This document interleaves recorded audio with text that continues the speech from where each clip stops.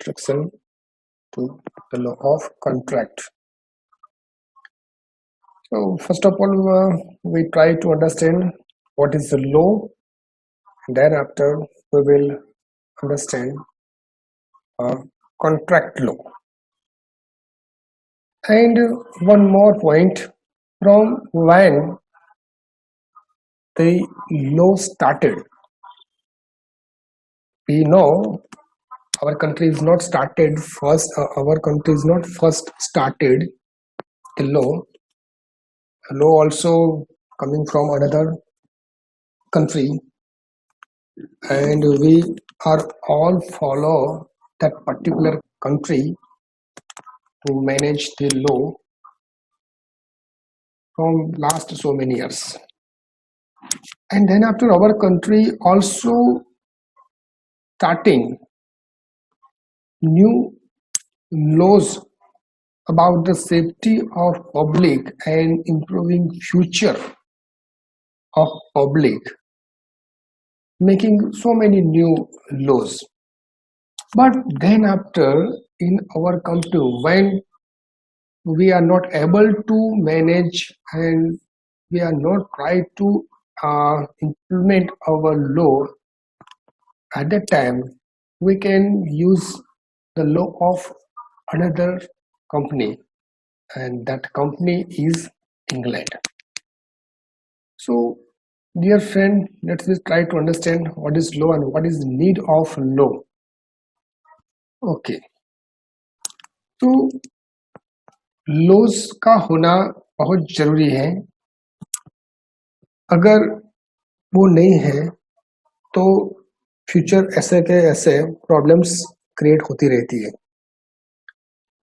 और जो ट्रांजेक्शन हमारे द्वारा किए जाते हैं, हम काम करते हैं पूरे दिन से लेके सुबह से लेके शाम तक, जो भी हम काम करते हैं, कुछ परचेस करते हैं, कुछ खरीद करते हैं, कुछ सेल्स किया जाता है, जो भी बिजनेस ट्रांजेक्शन होते हैं, हम ट्रैवलिंग करते हैं ट्रैवलिंग एजेंसी के थ्रू, बस के थ्रू, जो भी ट्रैवलिंग करते हैं, ट्रेन से ट्रैवलिंग करते हैं, ट्रेन से ट्रैवलिंग करते, बस से ट्रैवलिंग करते, तो सबके साथ लॉज जुड़े हुए होते हैं, सबकी रिस्पॉन्सिबिलिटी होती है. अगर हम परचेस करते हैं तो जो दुकानदार है उनकी रिस्पॉन्सिबिलिटी होती है कि वो हमें सही वस्तु दे, सही कीमत पे वस्तु दे, गलत वस्तु ना दे, बिगड़ी हुई वस्तु ना दे. हम परचेस करते हैं तो हमारी भी रिस्पॉन्सिबिलिटी है कि जो हमने परचेस किया उसके अगेंस्ट में कुछ कंसिडरेशन दे, कुछ कीमत दे, देनी चाहिए, देनी पड़ेगी. तो सबके साथ कुछ ना कुछ लॉस जुड़े हुए हैं. जैसे कि हम कुछ कीमत नहीं देते, या तो हमने क्रेडिट बेसिस पे परचेस किया और जो टाइम पीरियड में हम पे नहीं करते, तो सामने वाला व्यक्ति हमारे अगेंस्ट में स्यू कर सकता है, पैसे वसूल कर सकता है. अगर सामने वाला व्यक्ति हमें अच्छी चीज मुहैया नहीं कराता तो हम उसे चेंज कर सकते, बदल सकते हैं, और वो बदलने के लिए ना बोले तो हम उसके अगेंस्ट में स्यू कर सकते हैं, केस कर सकते हैं, क्योंकि उसकी रिस्पॉन्सिबिलिटी है और कॉन्ट्रैक्ट एक्ट के हिसाब से उसे वो चेंज करनी पड़ेगी. हमें आइडिया है बेटा कि हम ऑनलाइन परचेस करते हैं, तो ऑनलाइन परचेस में भी जो भी कंपनी से हम परचेस करते हैं, फ्लिपकार्ट से, अमेजोन से और दूसरी जो भी है, तो उन लोगों की भी पॉलिसी होती है कि अगर हमें जो परचेस किया गया माल पसंद नहीं आता, परचेस किया गया माल, गुड्स, जो भी चीज पसंद नहीं आती, तो 10 दिन में हमें रिटर्न करनी चाहिए, करनी पड़ेगी. तो वो भी उनकी भी पॉलिसी है, तो वहां पे भी लॉ है. तो सबके साथ लॉ जुड़ा हुआ होता है, उनकी रिस्पॉन्सिबिलिटी होती है. अगर हम ट्रैवलिंग करते हैं बस ट्रैवलिंग एजेंसी से, तो हमने टिकट खरीदा, तो बस ट्रैवलिंग एजेंसी की रिस्पॉन्सिबिलिटी बनती है कि जहां तक का हमने टिकट खरीदा वहां तक वो हमें पहुंचा दे सही सलामत. अगर वो नहीं पहुंचा सकती तो कोई और व्यवस्था कर दे. कई बार हमने देखा है, सुना भी है कि रास्ते में जाते हुए बस पंक्चर हो गई, तो वो बस की रिस्पॉन्सिबिलिटी, क्योंकि उसने पैसे लिए हैं टिकट काट दी है, पैसे लिए हैं, तो उसकी रिस्पॉन्सिबिलिटी है कि वो हमें हमारे प्लेस पे पहुंचाए। तो वो वही बस एजेंसी दूसरी बस को बुला के हमें अपनी जगह पे भेजती है, भेजने की व्यवस्था करती है, क्योंकि उनकी रिस्पॉन्सिबिलिटी है। अगर वो ऐसा नहीं करती तो के अगेंस्ट में हम केस कर सकते हैं। उसने हमारा जो कॉन्ट्रैक्ट हुआ होता है उनके साथ, जो हमें आइडिया नहीं होती बेटा, क्योंकि हमने ये जो लॉज, जो एक्ट है, कॉन्ट्रैक्ट है, उसकी टर्म अभी से हमने सुननी स्टार्ट की है ना। तो हमें आइडिया नहीं होता कि जो ट्रांजेक्शन हमारे और सामने वाले के बीच में होता है वो कॉन्ट्रैक्ट से जुड़ा हुआ होता है, वो एक्ट से जुड़ जाता है, वो हमें आइडिया नहीं होती बेटा। सपोज समझ लो कि आप लोग 11वीं में नहीं आए थे, उनसे पहले आपको कुछ आइडिया नहीं था, हमें कुछ आइडिया नहीं था कि अकाउंट्स किस तरीके से मेंटेन किए जाएंगे, किस तरीके से अकाउंट्स बुक लिखे जाएंगी। लेकिन जैसे ही हम 11वीं में आए, 11वीं में अकाउंट्स पढ़ा, 12वीं में पढ़ा, कॉलेज में पढ़ रहे हैं, है ना। तो अब हमें समझ में आ रहा है कि भाई अकाउंट्स मेंटेन करना होता है तो अकाउंट्स बुक्स लिखे जाते हैं, अकाउंट्स अकाउंटिंग सॉफ्टवेयर में लिखे जाते हैं, और अकाउंट्स लिखने के ये बेनिफिट्स है। अकाउंट्स लिखते हैं तो हमें इस तरीके से सब रिजल्ट हम मिलेंगे, हम जो कंपनी का मुनाफा, जो नुकसान है वो हम जान पाएंगे, end of the year company की सिचुएशन जान पाएंगे। तो ये बात हमें कब समझ में आई? 11वीं में एंटर होने के बाद, 11वीं पढ़ने के बाद, 12वीं कंप्लीट होने के बाद, कॉलेज में आने के बाद। क्योंकि 11वीं से पहले तो हमें सब टर्म सुने ही नहीं थे, तो इस तरीके से हमें कोई आइडिया नहीं थी बेटा। अब ये जो लॉज है, लॉज हमारे सबके साथ कनेक्टेड है डे वन से। जब से आप यहाँ पे आए, जन्म लिया और ट्रांजेक्शन कर रहे हैं, लेकिन हमें आइडिया ही नहीं था, आइडिया ही नहीं है कि किस तरीके से वो हमारे साथ जुड़ा हुआ होता है। सपोज मान लो कि आप दुकानदार के पास कुछ परचेस करने के लिए गए, दुकानदार आप उस वस्तु का भाव, कीमत बताएगा, प्राइस बताएगा। तो वो जो प्राइस बताएगा, वो प्राइस अगर आप एक्सेप्ट कर लेते हैं, अगर वो आप एक्सेप्ट कर लेते हैं, उसका मतलब क्या हुआ कि सामने वाले ने जो प्राइस की प्रपोजल रखी वो आपने उसे एक्सेप्ट कर ली, आप कंसेंट हो गए, उसके साथ एक्सेप्ट कर ले। अब होगा क्या कि जो चीज आपको वो बेचना चाहता है और जो प्राइस आपने कंसीडर की, उसी प्राइस में आपको वो परचेज करनी पड़ेगी। हम अब उसे ना नहीं कह सकते। आप लोगों ने कई दफा किया होगा, बॉम्बे मार्केट में गए होंगे और कोई मार्केट में गए होंगे जहां पे आपने बार्गेनिंग की किसी चीज के लिए।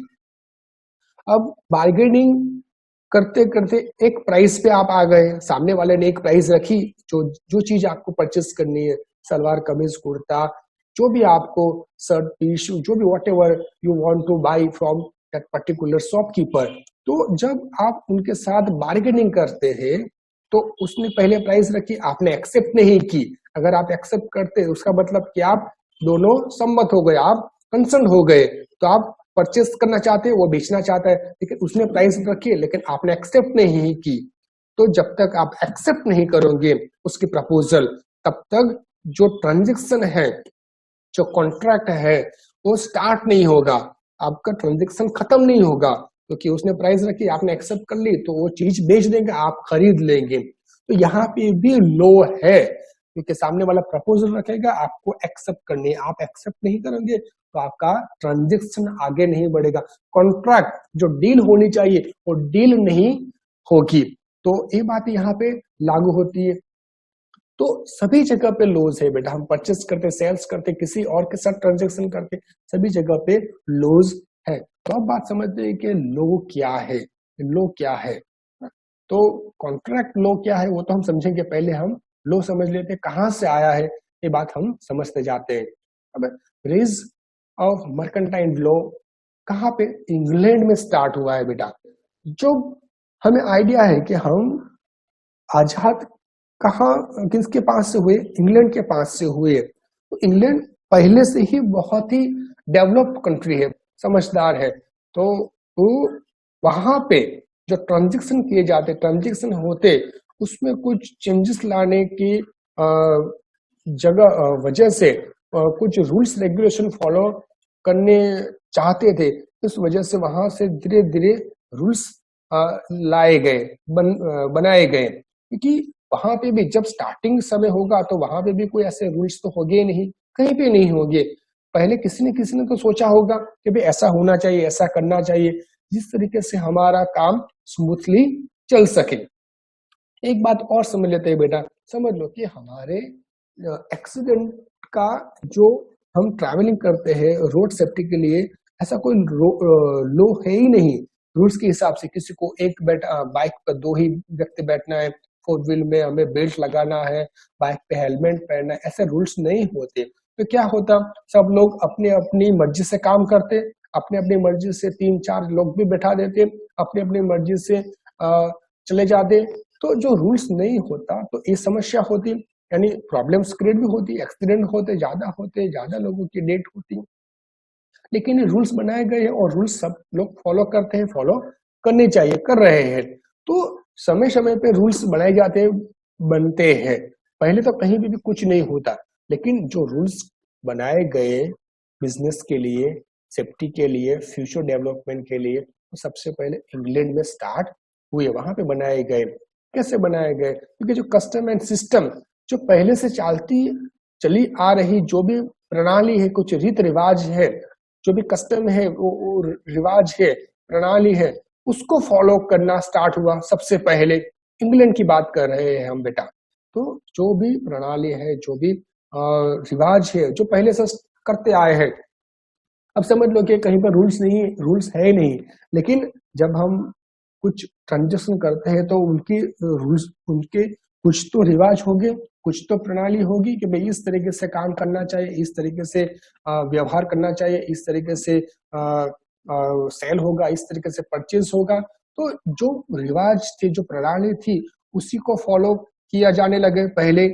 उसके बाद जब वो कुछ रिवाज प्रणाली से काम नहीं बनता तो कुछ गलतियां होती, किसी की गलती की वजह से किसी को कुछ समस्या होती, तो वो कोर्ट में जाता और कोर्ट जो डिसीजन देती, कोर्ट जो बताती, उसको फॉलो करना पड़ता। कोर्ट परमिशन देती, उसको हमें एक्सेप्ट करना पड़ता और आगे बढ़ना होता। और वो भी रूल्स बनने लगा। कौन से रूल्स बनने लगे? जो पहले से चलती आई प्रणाली, कुछ रिवाज थे, वो कई दफा हम कोर्ट में गए, कुछ डिस्प्यूट हो गए तो कोर्ट में गए, तो कोर्ट ने जो डिसीजन दिया हो वो सब रूल्स बनते गए, अनरिटन एक्ट। तो रूल्स तो बनते गए, लेकिन कुछ बुक्स में जो लिखे गए नहीं थे, यानी नोट पे नहीं थे, उसको फॉलो तो करना था, लेकिन जो लिखे हुए रूल्स नहीं थे, अनरिटन एक्ट था। Customs convert into act. तो कन्वर्ट इनटू एक्ट, जो भी प्रणाली थी, जो भी रिवाज थे, उसको कन्वर्ट बना दिए गए। क्या कि हमारे एक्ट बना दिया गया, रूल्स बना दिया गया, और ऐसे रूल्स जो सबको फॉलो करने पड़ते। ये बात इंग्लैंड की थी। अब बात कर रहे हैं कि इंडिया में क्या है। इंडिया में लॉ, तो to make in parliament, India में इंग्लैंड के जैसा नहीं है बेटा। इंग्लैंड में हमने बताया, इंग्लैंड में जो रूल्स बनाए गए वो कस्टम्स से आए, सिस्टम से आए, जो पहले से चली आई थी, जो रिवाज, जो प्रणाली थी, उसको ही हम इंग्लैंड में बिजनेस के रूल्स के तौर पे फॉलो करने लगे, करवाने लगे, बनाने लगे। और कई बार जो डिस्प्यूट खड़े होते वो कोर्ट में जाते और कोर्ट में उसको उस पे जो भी सुनवाई होती और उसको रूल्स मानने लगे। इंग्लैंड में जो एक्ट था वो अनरिटन था, और उसके बाद जो एक्ट अनरिटन था और जो भी कस्टम थे उसको ही एक्ट मानने लगे। लेकिन इंडिया में आजादी के बाद और उसके दौर से हमें आइडिया है कि जो दिल्ली में जो पार्लियामेंट है, वहां पे जो बैठते हैं जो मेंबर्स, वो लोग क्या करते हैं, एक्ट एक्ट बनाते हैं अलग अलग सभी पे। जो भी एक्ट होता है वो वहां पे डिस्कस होता है, पार्लियामेंट में डिस्कस होता है, राज्यसभा में जाता है, उसके बाद राष्ट्रपति के पास जाते हैं, और राष्ट्रपति जब उस पे सिग्नेचर करता है, उसके बाद वो जो ड्राफ्ट है, ड्राफ्ट एक्ट बन जाता है। तो कहाँ पे बनाए जाते हैं रूल्स रेगुलेशन? पार्लियामेंट में बनाए जाते हैं। उसको फॉलो कहाँ से करवाया जाता है? तो कि कोर्ट द्वारा उसका इंटरप्रिटेशन कोर्ट करती है। इंटरप्रिटेशन करना काम पार्लियामेंट का नहीं है, पार्लियामेंट का काम एक्ट को बनाना है। इंटरप्रिटेशन कोर्ट करती है, क्योंकि जो भी लॉज बनाए गए उसमें जो भी डिस्प्यूट होगा उस डिस्प्यूट को लेके कोई भी व्यक्ति कोर्ट में जा सकता है, कोर्ट में जाएगा और कोर्ट में उसका इंटरप्रिटेशन होगा, उस पर सुनवाई होगी, उसका काम आगे बढ़ेगा। लेकिन कई दफा हमने बहुत सारे एक्ट बनाए, सभी पे, एक्सीडेंट पे बनाए, क्रिमिनल पे बनाए, सिविल पे बनाए, जमीन पे बनाए, सभी बाबत, सभी के लिए, सैलरी के लिए, इनकम टैक्स के लिए, सभी पे हमने रूल्स बनाए, कंपनी के लिए रूल्स बनाए, उसके एक्ट है, लेबर के लिए रूल्स बनाए गए, सबके लिए रूल्स बनाए गए हैं। लेकिन कभी तब भी हमारे कई जगह पे हमने अभी वो एक्ट बनाए नहीं है, कई बात पे हमने एक्ट को अभी तक बनाए गए नहीं है हमारे देश में। तब क्या होगा? तब हमने बोला है कि तो उस दौरान हम इंग्लैंड का जो एक्ट है, इंग्लैंड में जो एक्ट है, उसी एक्ट को हम फॉलो करेंगे। किस पे फॉलो करेंगे? जिसका एक्ट हमारे कंट्री में नहीं है, जो बातें हमारे कंट्री में नहीं है, वो एक्ट के लिए हम इंग्लैंड का एक्ट को फॉलो करेंगे। अदरवाइज हमारे यहाँ रोड सेफ्टी के लिए एक्सीडेंट का एक्ट है, तो वो हमारा एक्ट है, बनाया गया है, हम उसको फॉलो करेंगे। क्रिमिनल लॉज, क्रिमिनल एक्ट है हमारे यहाँ, तो ये कुछ गलतियां, खून खराबा हो जाना, चोरी हो जाना, तो वो एक्ट है हमारे, तो वो हमारे अपने एक्ट को फॉलो करेंगे। लेकिन जहाँ पे हमारे यहाँ एक्ट नहीं बनाया गया और फिर भी वहां पे कुछ डिस्प्यूट होती है, तो उसके लिए हमें इंग्लैंड में जो एक्ट है उसको फॉलो करना पड़ेगा। एक्सेप्टेंस ऑफ सिस्टम, ऐसा नहीं है कि हमने कुछ सभी सिस्टम को एक्सेप्ट नहीं किया। हाँ, इंग्लैंड ने सभी सिस्टम और कस्टम्स को एक्सेप्ट किया है और उसके हिसाब से एक्ट बनाए गए हैं और लोग इसे फॉलो करते हैं इंग्लैंड में। लेकिन हमने क्या किया, हमारे वहाँ एक्ट है जो है वो पार्लियामेंट में बनाया जाता है, कोर्ट द्वारा इंटरप्रेट किया जाता है, और जहाँ पे एक्ट नहीं है वहां पे हम इंग्लैंड का एक्ट का यूज कर रहे हैं। लेकिन फिर भी जहाँ पे हमें जरूरत लगी, हमने भी हमारे जो पहले से चलती आई जो कुछ रिवाज है, कुछ प्रणालियां है, उसको हमने भी एक्सेप्ट किया है और उसके हिसाब से भी हम काम कर रहे हैं। जरूरी नहीं है कि सभी एक्ट कोर्ट में ही बनाए गए होने चाहिए, है ना। तो हमने भी एक्सेप्ट किया है। अगर अब मान लीजिए कि जो मैरिज किया जाता है, तो मैरिज जो एक्ट है, हम मैरिज क्या करें, जो पहले से चलती आई रिवाज है, सिस्टम है, उसको ही हम फॉलो कर रहे हैं और मैरिज कर रहे हैं हम अपने जो गांव में, शहर में, जहां पे भी हम मैरिज कर रहे हैं, तो पहले से चली आई सिस्टम, उसे फॉलो कर रहे हैं। तो उसके लिए एक्ट सीधे सीधा नहीं बनाया गया, उसके बाद उसका जो हमें रजिस्ट्रेशन करवाना है वो करवाते हैं। लेकिन मैरिज जो सिस्टम है, जो पहले से चली आई रिवाज है, रीति प्रणाली है, उसको ही हम फॉलो कर रहे हैं। ऐसे जो एक्सेप्टेंस ऑफ कस्टम, ऐसे जो पुराने चलते आए कई कस्टम्स, ऐसे प्रणाली है जिसे हम फॉलो करके अपना काम कर रहे हैं। तो mercantile law in India, okay. तो हमें और एक क्वेश्चन होता है कि लॉ क्या है, व्हाट इज द लॉ, है ना। उसके बाद मर्केंटाइल लॉ समझते हैं। पहले समझ लेते हैं लॉ यानी क्या। तो rules related to human external activity. देखो बेटा, ये क्या बताया गया कि rules related to human external activity.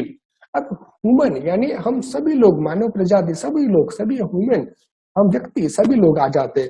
उसके एक्सटर्नल एक्टिविटी, इंटरनल एक्टिविटी की बात नहीं कर रहे हैं बेटा, हम सोशल एक्टिविटी की बात नहीं कर रहे हैं हम। So rules related to human external activity यानी जो हम कुछ बाहर से, बाहर परचेस करते हैं, सेल्स करते हैं, कुछ सर्विस लेते हैं, है ना। सर्विस लेने यानी हम ट्रैवलिंग करना चाहते हैं तो बस से टिकट खरीदेंगे, ट्रैवलिंग करेंगे, तो सर्विसेज है। तो external activity which are established by the government, rules related to human external activity यानी जो सब काम किए जाते हैं, करने हैं, किए जाते हैं, करवाने होते हैं, उसके लिए जो रूल्स बनाए गए हैं, रूल्स बनाए गए हैं, तो वही rules related external activity which are established by the government, तो वही उसी को लॉ कहा जाता है। अब समझते हैं मर्केंटाइल लॉ क्या है, एम लॉ क्या है। सेट ऑफ एक्ट, तो जो भी एक्ट है set of act to covering different activities of business. देखो एक्टिविटीज तो है, set of law, set of act to covering different activity of business transaction. तो बिजनेस ट्रांजेक्शन में क्या हाथ आता है बेटा? बिजनेस ट्रांजेक्शन में सभी जो भी परचेज सेल्स किया जाता है तो सभी business transaction called mercantile law. Set of act जो सभी एक्ट का इकट्ठा होके कवरिंग डिफरेंट एक्टिविटीज, सभी एक्टिविटीज को जो कवर किया करता है जो एक्ट, जिसमें कॉन्ट्रैक्ट एक्ट आ गया, सेल्स एक्ट आ गया, पार्टनरशिप एक्ट आ गया, स्पेशल कॉन्ट्रैक्ट एक्ट आ गया, तो वो सभी को जो कवर करके जो एक्ट बनता है और किसके लिए? तो different activity of business transaction. Business transaction में क्या होता है? सेल्स, परचेज, पे करना, सर्विस प्रोवाइड करना, सर्विस लेना, तो सब एक्टिविटीज कॉल्ड मर्केंटाइल लॉ। और एक डेफिनेशन देख लेते हैं बेटा, और एक डेफिनेशन देख लेते हैं। तो उसमें बताया गया है कि the act which is concern with right and duties. जो एक्ट है किसके साथ कंसर्न है? किसके साथ कंसर्न होगा? जो भी राइट्स है, उसकी फर्ज है, और जो भी उसकी ड्यूटीज है, जो भी हक है उसके, जो भी ड्यूटीज है उसके साथ, है ना। तो which are arise from persons business transaction. कहां से होगा वो ड्यूटीज और act, rights and duties? Act which is concern with the right and duties which are arise from person business transaction of goods and assets, है ना। तो माल मिलकर जिसपे से भी व्यक्ति का ड्यूटीज क्रिएट होती है उसे मर्केंटाइल लॉ कहेंगे। एक पॉइंट और समझ लेते हैं, है ना। तो जहां पे अब ये बात समझ लेते हैं कि Indian contract act 1872, Indian contract act 1872 कहां से आया, कैसे स्टार्ट हुआ। अब हम जो एक्ट फॉलो कर रहे हैं, बुक्स पे हेडिंग भी है, आप लोगों ने देखा, हमने समझा कि इंडियन कॉन्ट्रैक्ट एक्ट 1872, तो जब 1866 में उसका ड्राफ्ट लिखा गया, 1866, अब 1866 में हमारा कोई आजाद भारत नहीं था बेटा, we are not, we was not independent at that time, है ना। तो हम उस टाइम पे आजाद नहीं थे, वहां पे भी उस टाइम पे इंग्लैंड का राज चल रहा था, है ना। तो उस दौरान से ये एक्ट बनाया गया है और चलता आ रहा है। तो 1866 में ड्राफ्ट बनाया गया, जो भी पार्लियामेंट है वहां पे वो प्रेजेंट किया गया, उस पर डिस्कस हुई, उसके बाद अपर हाउस में प्रेजेंट किया गया, और वो सब डिस्कस होने के बाद 1 सितंबर 1872 में कॉन्ट्रैक्ट एक्ट इंप्लीमेंट किया गया, कॉन्ट्रैक्ट एक्ट इंप्लीमेंट किया गया। अब जो कॉन्ट्रैक्ट एक्ट है एक्चुअली उस टाइम पे कॉन्ट्रैक्ट एक्ट इस तरीके से 4 किस्तों में बांटा गया था। अभी इसे 4 किस्तों में बांट दिया गया, लेकिन पहले वो सेक्शन कहां से था? इतनी सारी सेक्शन थी, फर्स्ट सेक्शन से लेके 266 सेक्शन, इतनी कलमों में बांट दिया गया था, इतनी कलम में बांट दिया गया था। लेकिन समय के साथ 1930 में उसमें से कुछ सेक्शन यानी 76 से लेके 123 सेक्शन को चेंज कर दिया गया, उसमें से निकाल दिया गया, और कौन सा एक्ट बना दिया गया? उसे गुड्स सेल्स एक्ट बना दिया गया, गुड्स सेल्स एक्ट बना दिया गया। और 1932 में 239 सेक्शन से लेकर 266 सेक्शन को निकाल दिया गया और उसको पार्टनरशिप एक्ट बना दिया गया, पार्टनरशिप एक्ट बना दिया गया। यानी कि हम ये कह सकते हैं बेटा कि 1930 से पहले एक सेक्शन 1 से लेकर सेक्शन 266 तक कॉन्ट्रैक्ट एक्ट कहलाता था, कॉन्ट्रैक्ट एक्ट कहलाता था। लेकिन 1930 में गुड्स सेल्स एक्ट बनाया गया, जिसमें से इतनी सारी सेक्शन में से 1 से लेकर 266 सेक्शन तक में से 76 से लेकर 123 सेक्शन निकाल दी गई और अलग से एक्ट बना दिया गया, गुड्स एंड सेल्स एक्ट। और उसमें से 239 से लेकर 266 तक के सेक्शन लेके और एक बना दिया गया पार्टनरशिप एक्ट। यानी हम एक बात कह सकते हैं, ये जो एक्ट है कॉन्ट्रैक्ट एक्ट जो 1872 से कंटिन्यू है, वो एक्ट आज के दौर में 3 एक्ट बन गया है। पहले एक ही एक्ट था, अब वो 3 एक्ट में बाइफिकेट हो गया है, 3 एक्ट बन गया है। अब यहाँ पे जो कॉन्ट्रैक्ट एक्ट में रह गई है इतनी सेक्शन 1 से लेके 75 तक और 124 से लेके 238 तक, इतनी सेक्शन यहाँ पे रह गई है। तो यहाँ पे इतने ही सेक्शन, इतने ही प्रिंसिपल ऑफ कॉन्ट्रैक्ट जो 175 1 से लेके 75 तक और स्पेशल प्रोविजन ऑफ कॉन्ट्रैक्ट, तो इसमें 3 चैप्टर है, उसमें 8 चैप्टर है जो हम पढ़ने वाले हैं। तो इतनी बातें यहाँ पे रह गई है। जो पहले बुक थी बेटा, उस पहले बुक्स में यहाँ ये भी पढ़ना आता था, गुड्स एंड सेल्स एक्ट भी पढ़ना आता था, पढ़ाया जाता था, और पार्टनरशिप एक्ट भी पढ़ाया जाता था, लेकिन अब वो सिलेबस में से निकाल दिया गया है, अभी वो यहाँ पे नहीं है, यहाँ पे नहीं है ना। तो ये सब बातें पहले थी, अभी यहाँ पे आपको नहीं पढ़नी है ना। तो बाद में है, नेक्स्ट में है, समझेंगे। लेकिन यहाँ पे हमें जो समझनी है ये प्रिंसिपल ऑफ कॉन्ट्रैक्ट एक्ट और special provision of contract act.